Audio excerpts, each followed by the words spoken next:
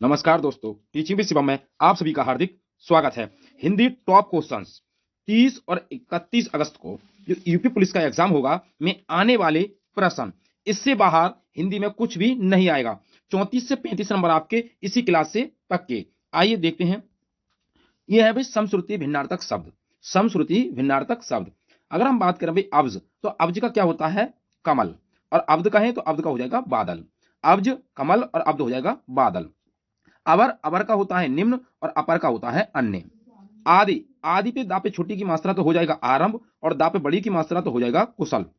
अवधि अवधि का मतलब होता है धा पे छोटी की मात्रा तो हो जाएगा समय और धा पर बड़ी की मात्रा तो अवधि मानी हो जाएगी भाषा।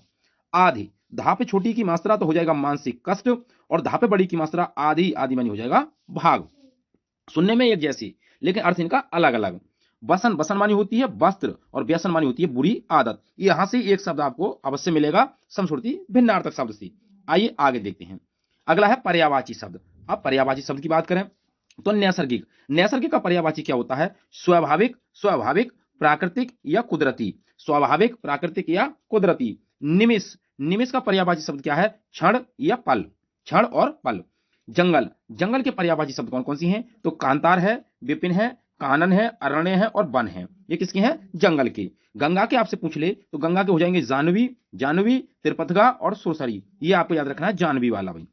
कृष्ण कृष्ण के पर्यायवाची शब्द तो मधुसूदन, मुकुंद और दामोदर। ये मुकुंद वाला आपको याद रखना है भाई। मछली मछली का आपको भाई कौन सा? सफरी और झक और मीन। ये किसके हैं भाई?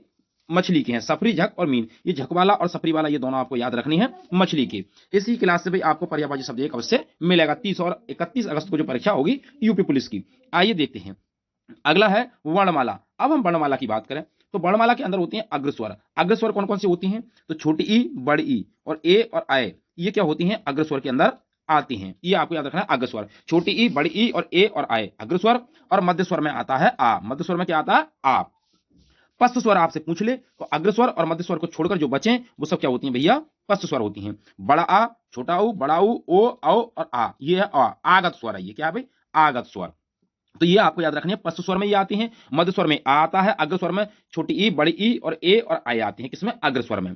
ला पूछ ले आपसे भाई ला क्या है? ला का उच्चारण स्थान क्या है? तो इसे पार्श्विक वर्ण कहते हैं। क्या कहते हैं इसे? पार्श्विक वर्ण कहते हैं। किसको? ला को। अगर रा को पूछ ले भाई तो रा को और किस नाम से जाना जाता है? तो रा को लुंठित, लोड़ित और प्रकंपित वर्ण भी कहते हैं। लुंठित, लोड़ित और प्रकंपित वर्ण के नाम से जाना जाता है कौन? रा। वीडियो आपको अच्छी लग रही है, क्वेश्चन आपको अच्छे लग रहे हैं तो वीडियो को ज्यादा से ज्यादा शेयर करें और लाइक करें। चैनल पर नए हैं तो चैनल को सब्सक्राइब करें। आइए आगे देखते हैं। अगला क्या है? अगला है समृत। समृत और अर्ध समृत, ये कौन कौन सी होती हैं? समृत स्वर और अर्ध समृत स्वर। तो छोटी ई, बड़ी ई, छोटा ऊ, बड़ा ऊ, ये होती हैं समृत स्वर। कौन सी होती हैं? समृत स्वर। और अर्ध समृत स्वर ए और ओ, ए और ओ, ये क्या होती हैं? अर्ध समृत स्वर। अर्ध समृत स्वर। विव्रत में कौन आता है भाई? तो विव्रत में आता है बड़ा आ। विव्रत स्वर कौन सा होता है? बड़ा आ। और अर्ध विव्रत पूछ ले आपसे तो छोटा आ और अय, अय और औ और आ, आगत स्वर। तो ये आते हैं अर्ध विव्रत के अंतर्गत। अब हम बात करें भाई का वर्ग वाले, का, खा, गा, घा, हुआ और छोटा, बड़ा, हा और विसर्ग। इनका जो उच्चारण स्थान होता है वो क्या होता है भाई? कंठ होता है। क्या होता है? कंठ होता है। ता, था, दा, धा, ना, ला, सा, इनका उच्चारण स्थान क्या होता है? दंत होता है। ये भी आपको याद रखना है भाई। आइए आगे देखते हैं। अगला है काल। अब हम बात करें काल, तो काल में आता है आसन्न भूतकाल। तो आसन्न भूतकाल कौन सा होता है? तो यानी कि आसन्न भूतकाल की बात करें तो तुरंत कार्य हुआ हो, यानी कि अभी जस्ट कार्य हुआ हो गया हो, अभी हुआ हो। जैसे मैं अभी सोकर उठी हूं, तो अभी सोकर उठी है तो अभी हुआ है ना, तुरंत कार्य। मैंने आम खाया है तो मैंने अभी आम खाया है, तो ये कौन सा हो जाएगा? आसन्न भूतकाल हो जाएगा। ये भी आपको याद रखना है भाई। आइए आगे। हेतु हेतु मद भूतकाल। हेतु हेतु मद भूतकाल कौन सा होता है? जिसमें क्या हो? ये अल्प विराम लग रहा हो या बीच में तो हो। बीच में क्या हो? तो लगा हो। जैसे यदि मैं आता तो वह चला जाता, तो आया है, इसमें हो जाएगा हेतु हेतु मद भूतकाल। संभाव्य भविष्यकाल कौन सा होता है भाई? संभाव्य जिसमें संभावना हो। जैसे वह पढ़ेगा तो सफल होगा। तुम कहेंगे भाई इसमें भी क्या आया? तो आया भैया, लेकिन इस ये क्या है? गा आगे गई, ये भी आपको पहचानना है भाई। तो कौन सा हो जाएगा? भूत भविष्यकाल की बात कर रहा है, तो वह पढ़ेगा तो सफल होगा, संभावना व्यक्त हो रही है। वह विजयी होगा, संभावना व्यक्त हो रही है, क्योंकि होगा भविष्य की बात हो रही है, तो संभावना व्यक्त हो रही है, संभाव्य भविष्यकाल हो जाएगा। नेक्स्ट आगे वाच्य। अब वाच्य की बात करें, वाच्य 3 प्रकार की होती हैं। तो हम बात कृतवाच्य, कर्मवाच्य और भाववाच्य। तो ये भाई कौन सा? रात भर कैसे जागा जाएगा। तो रात भर कैसे जागा जाएगा, तो कौन सा हो जाएगा, भाववाच्य हो जाएगा, क्योंकि इसमें कौन सी है, अकर्मक क्रिया, और भाववाच्य में कौन सी होती है, अकर्मक क्रिया होती है। दूसरा है बच्चों द्वारा शांत नहीं बैठा जाता, कौन सा हो जाएगा, भाववाच्य हो जाएगा, ये भी आपको याद रखना भाई। आइए आगे, कारक। अब हम कारक की बात करें, किसकी बात करें, कारक की। तो कारक में आता है कर्ण कारक, कौन सा आता है, कर्ण कारक। अब कर्ण कारक का जो चिन्ह होता है, जो विभक्ति होती है, वो होती है से और द्वारा, से और द्वारा। जैसे बालक गेंद से खेलते हैं, या बालक गेंद के द्वारा खेलते हैं, तो कौन सा आया भाई, कर्ण कारक हो जाएगा, कौन सा कारक हो जाएगा, कर्ण कारक हो जाएगा। अब अपादान की बात करें, अपादान कारक, अपादान कारक होता है, इसकी जो विभक्ति होती है वो होती है से अलग, यानी कि से होगा लेकिन अलग होने की बात करेगा। जैसे पेड़ से पत्ता गिरा, पेड़ से पत्ता, यानी कि पेड़ से पत्ता अलग हो गया, पेड़ से पत्ता अलग हो गया, इसमें उसके द्वारा कोई चीज उसके द्वारा हो रही है, तो से तो इसमें भी आ जाता हो, इसमें द्वारा की शब्द आएगा, इसमें अलग होने का सेंस लगेगा, तो ये हो जाएगा अपादान कारक। अगला है संबंध कारक। संबंध कारक में क्या होता है, का, की, के, रा, री, रे, ये संबंध कारक विभक्तियां होती हैं। ये कमला की गाय है, किसकी गाय है, तो कमला की गाय है, तो कमला से उसका क्या है, संबंध है, तो कौन सा हो जाएगा, संबंध कारक हो जाएगा। नेक्स्ट आइए आगे देखते हैं, अगला है विलोम शब्द भाई। अब विलोम शब्द कौन कौन से, विलोम शब्द की बात करें, स्थावर, स्थावर का विलोम शब्द होता है जंगम। मौन का विलोम शब्द मयंक। गौरव का विलोम शब्द क्या होता है, लाघव। अर्वाचीन का विलोम शब्द प्राचीन। महान का विलोम शब्द क्षुद्र। और तटस्थ का विलोम शब्द क्या होता है, पक्षधर। तो ये भी विलोम शब्द आपको याद रखनी है, एक आपको मिलेगा। आइए आगे, अनेकार्थी शब्द। अनेकार्थी शब्द कौन कौन से होते हैं, जैसे अली। अब अली मानी होती है भौरा, एक अली होती है लाभ बड़ी की मात्रा हो तो अली मानी होता है सखी। अब अली, अली के और कौन कौन से अर्थ होती हैं, तो जिसको भौरा भी कहते हैं, बिच्छू भी कहा जाता है, भ्रमर भी कहा जाता है, और बांध भी कहते हैं उसे, और पंक्ति भी कहते हैं। पुष्कर, पुष्कर भी क्या होता है, तालाब को कहते हैं पुष्कर। तो तालाब है, सर है, युद्ध है, सांप है, आकाश है, ये पुष्कर के अनेकार्थी शब्द हैं, ये भी आपको याद रखनी है। आइए आगे, आगे है लिंग। अब हम लिंग की बात करें तो लिंग कौन से होते हैं, जैसे आपसे पूछ ले भी संबल, संबल पूछ ले आपसे, बुढ़ापा पूछ ले, खेत पूछ ले, मित्र पूछ ले, सूची पत्र पूछ ले। संबल, बुढ़ापा, खेत, मित्र, सूची पत्र, इसमें क्या है भैया, पुलिंग है। क्या इसमें, पुलिंग है। दोपहर है, भाषा है, परिषद है, सूचना है, संसद है, ये सब क्या है, ये स्त्रीलिंग शब्द है। कैसे शब्द है, स्त्रीलिंग शब्द है। तो परिषद आपको याद रखना है भाई, और सूचना और संसद, ये तीनों के तीनों आपको याद रखनी है भाई। नेक्स्ट आगे, वचन। अब हम वचन की बात करें तो वचन में क्या होता है भाई, अगर वचन की बात की जाए, वचन आंसू, प्राण, बाल, हस्ताक्षर, होठ और समाचार, और दर्शन और रोम, ये सब क्या है भैया, बहुवचन है। क्या है ये, बहुवचन। आंसू, प्राण, बाल, हस्ताक्षर, होठ, समाचार, दर्शन, रोम और पिताजी, ये सब क्या है, बहुवचन के अंदर आती हैं। अब एक वचन की बात करें तो पानी, दूध, दही, घी, तेल, चाची, ये सब किसके अंतर्गत आती हैं, एक वचन के अंतर्गत आती हैं। आइए नेक्स्ट आगे, रचना। अब कौन कौन सी रचना किसके द्वारा लिखी गई है, आइए तो लक्ष्मी नारायण लाल के द्वारा लिखी हुई रचना कौन कौन सी है, सूखा सरोवर, पंचपुरुष, हाथी घोड़ा। तो पंचपुरुष आपको याद रखना है, किसकी रचना है, ये लक्ष्मी नारायण लाल की रचना है। अब हम बात करें प्रभा खेतान की रचना कौन सी है, तो अन्या से अनन्या, अन्या से अनन्या, ये किसकी रचना है, ये प्रभा खेतान की रचना है। नाबादास की रचना, तो भक्तमाल और अष्टयाम, भक्तमाल और अष्टयाम, ये किसकी रचना है, तो ये नाबादास की रचना है। अंधा युग, गुनाहों का देवता, अंधा युग और गुनाहों का देवता, ये किसकी है, और सूरज का सातवां घोड़ा, ये किसकी रचना है, तो ये धर्मवीर भारती की रचना है। पहाड़ पर लालटेन, पहाड़ पर लालटेन, तो ये किसकी रचना है, तो ये मंगलेश डबराल की रचना है। किसकी रचना है, मंगलेश डबराल की रचना है। नेक्स्ट आइए आगे, महादेवी वर्मा की रचना कौन कौन सी है, यामा है, सांदे गीत है और निहार है। तो यामा के लिए महादेवी वर्मा को ज्ञानपीठ पुरस्कार मिला था। जयशंकर प्रसाद की रचना कौन कौन सी है, तो एक घूंट है और राजश्री, एक घूंट और राजश्री, ये किसकी रचना है, ये जयशंकर प्रसाद की रचना है। आइए नेक्स्ट आगे देखते हैं, पुरस्कार। अब पुरस्कार कौन कौन से पुरस्कार किसको मिले, तो साहित्य में मिट्टी की बारात साहित्य पुरस्कार मिला था किसको, शिव मंगल सुमन को। कब मिला था, 1974 में। 1974 में शिव मंगल सिंह सुमन को मिट्टी की बारात के लिए क्या मिला था, साहित्य अकादमी पुरस्कार मिला था। विष्णु प्रभाकर को 1993 में अर्धनारीश्वर एक उपन्यास लिखा था इन्होंने, इसके लिए उन्हें साहित्य अकादमी पुरस्कार मिला था। नामवर सिंह को 1971 में कविता के नए प्रतिमान के लिए साहित्य अकादमी पुरस्कार मिला। नेक्स्ट आगे, संधि। अब संधि कौन कौन सी है, जैसे हम बात करें तथेव, तो तथा प्लस एव, कौन सी संधि हो जाएगी, वृद्धि संधि। मनोज, मन, मन विसर्ग प्लस जा, कौन सी संधि हो जाएगी, विसर्ग संधि हो जाएगी। निष्कपट, नी प्लस कपट, तो कौन सी संधि हो जाएगी, विसर्ग संधि हो जाएगी। नायक, ने प्लस अक, तो कौन सी संधि हो जाएगी, आयादि संधि हो जाएगी। पवन, ओ प्लस अन, कौन सी संधि हो जाएगी, आयादि संधि हो जाएगी। ये भी आपको याद रखना है, एक संधि इसी में से आपको पूछ लेगा भाई। नेक्स्ट आइए, उपसर्ग प्रत्यय। तो भरपेट, भरपेट में उपसर्ग कौन सा है, उपसर्ग लगते हैं भाई किसके आगे, शब्द के आगे लगते हैं, प्रत्यय पीछे लगते हैं। पा से प्रत्यय, पा से पीछे। तो भरपेट में भर उपसर्ग हो जाएगा, सपूत में सा उपसर्ग हो जाएगा, संस्कार में सम उपसर्ग हो जाएगा, संस्कृत में भी सम उपसर्ग है, बदबू में बा उपसर्ग हो जाएगा। अब हम बात करें प्रत्यय की, तो महत्व, महत्व में कौन सा प्रत्यय है, तो त्व प्रत्यय है। भुक्कड़, भुक्कड़ में अड़ प्रत्यय है, कौन सा अड़। लिखावट में कौन सा प्रत्यय है, आवट प्रत्यय है। गवैया, खवैया, रवैया, इसमें कौन सा है, तो वेया है, कौन सा है, वेया प्रत्यय है। आइए नेक्स्ट आगे देखते हैं। अगला है समास। अब समास की अगर बात की जाए तो कर्मधारय समास, विशेषण विशेष्य होता है भाई, विशेषण होता है विशेष्य होता है कर्मधारय समास में। उत्तर पद प्रदान होता है, जैसे पूर्णांक, पूर्ण है जो अंक, पूर्ण है जो अंक, तो पूर्ण अंक की विशेषता कौन बता रही है, पूर्ण पूरा होना, तो पूर्ण है जो अंक कर्मधारय समास, इसमें आएगा है जो कर्मधारय समास, उत्तर पद प्रदान, विशेषण और विशेष्य की बात करता है। अधपका, आधा पका है जो। आइए नेक्स्ट आगे देखते हैं।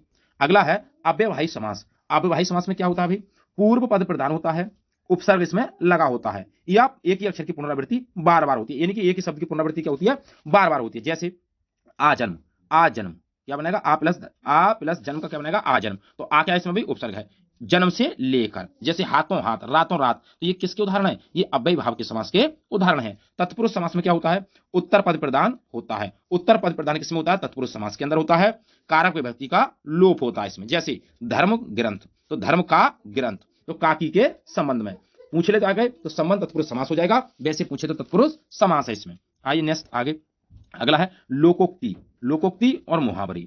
तो हाथ कंगन को आरसी का, हाथ कंगन को आरसी क्या, प्रत्यक्ष को प्रमाण की जरूरत नहीं है, प्रत्यक्ष को प्रमाण की जरूरत नहीं है, ये क्या है, लोकोक्ति है। अब हम बात करें मुहावरे की, तो अंतर के पट खोलना, अंतर के पट खोलना ये मुहावरा है, इसका जो अर्थ बनेगा विवेक से काम लेना, विवेक से काम लेना, ये मुहावरा था। आइए नेक्स्ट आगे देखते हैं। वाक्यांश के लिए एक शब्द, अब वाक्यांश के लिए भी एक शब्द कौन सा होगा, वाक्यांश के लिए एक शब्द की बात करें तो जो पहले कभी ना हुआ हो, जो पहले कभी ना हुआ हो उसे कहते हैं अभूतपूर्व, जिसे मापा ना जा सके उसे कहते हैं अपरिमेय, जो छाती के बल चलता हो उसे कहते हैं उरग, पर्वत के ऊपर की समतल भूमि को क्या कहते हैं, तो आदित्य का कहते हैं। ये आपको याद रखना पेपर की दृष्टि से भाई। आइए नेक्स्ट अगला है तत्सम शब्द और तद्भव शब्द, तो ये इधर तत्सम है और ये तद्भव है भाई। तो सूची का तद्भव क्या बनेगा, तत्सम किसे कहते हैं, तत्सम इसमें आ रहा है सा, संस्कृत, सा में संस्कृत, यानी कि संस्कृत में भी क्या सा है और तत्सम में भी क्या है सा, तो संस्कृत के जितने भी शब्द हैं वो सब तत्सम कहलाते हैं। और तद्भव में आता है दा, तो हिंदी में भी क्या आता है दा, तो हिंदी के जितने भी शब्द हैं वो होते हैं तद्भव।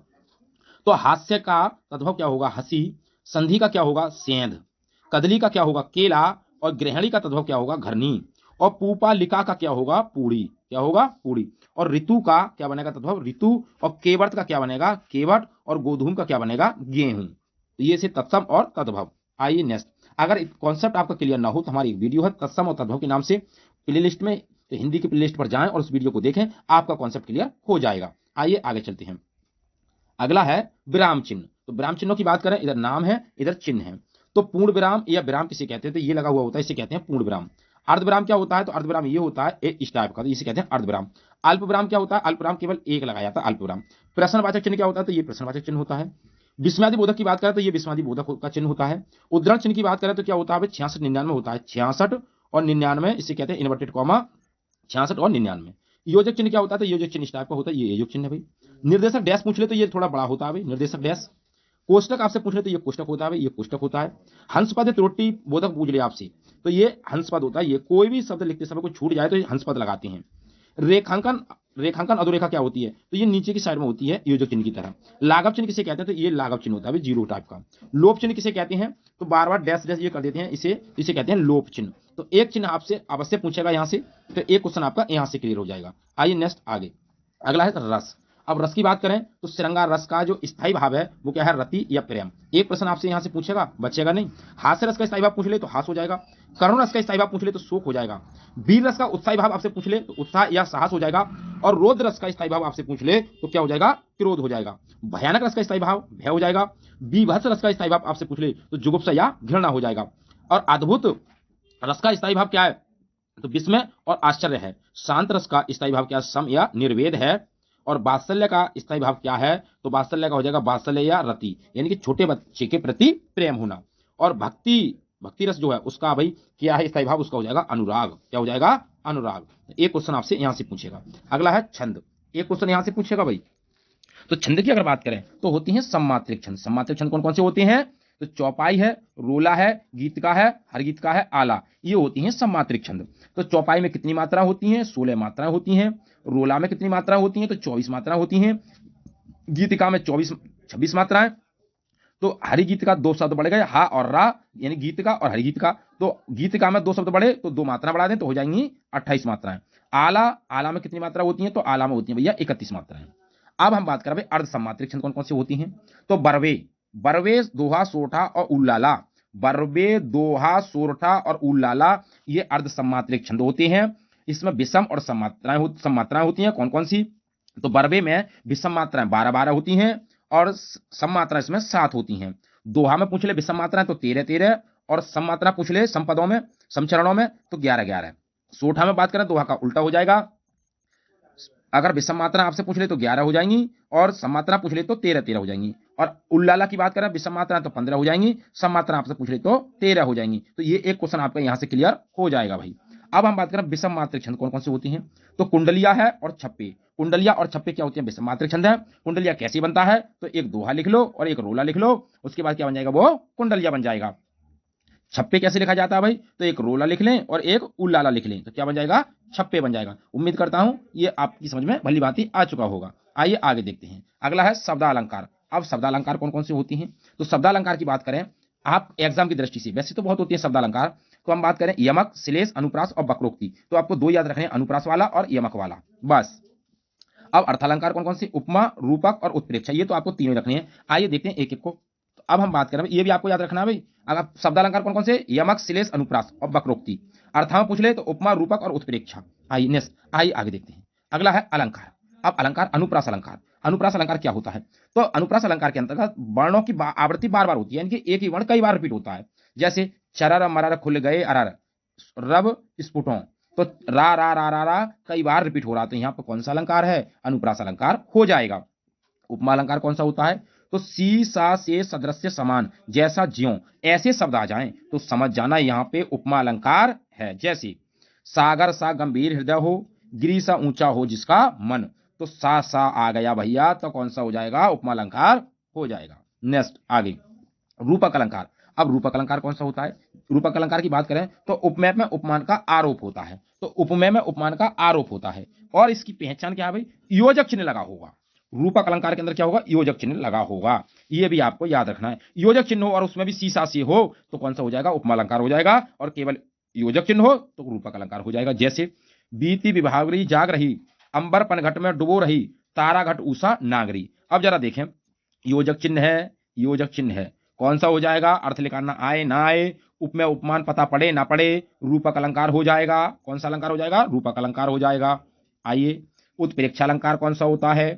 तो जनु जानू जानू, मनु मानो मनु मानो, ऐसे शब्द आ जाएं तो वहां पे उत्प्रेक्षा अलंकार होता है। मुख मानो चंद्र है तो मानो शब्द आ गया, किसी भी पंक्ति में यदि जन जानू मन मानू मानो आ जाए तो उत्प्रेक्षा अलंकार होता है। उत्प्रेक्षा अलंकार की बात करें तो उपमेय में उपमान की संभावना प्रकट की जाती है तो उसे उत्प्रेक्षा अलंकार कहते हैं। नेक्स्ट आइए आगे, अगला है यमक अलंकार। भाई यमक अलंकार क्या होता है भाई?